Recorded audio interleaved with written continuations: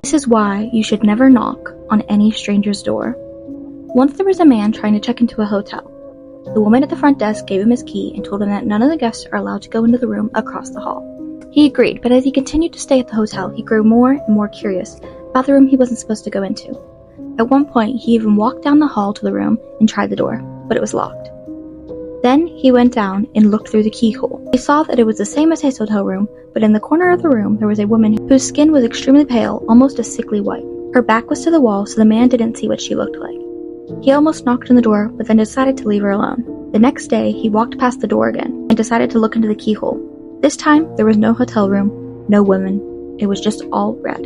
He thought this really seemed strange, so he went to the front desk to ask about the room. After insisting on an answer, the woman at the front desk told him that a long time ago, a man offed his wife in that room, and her ghost is still there.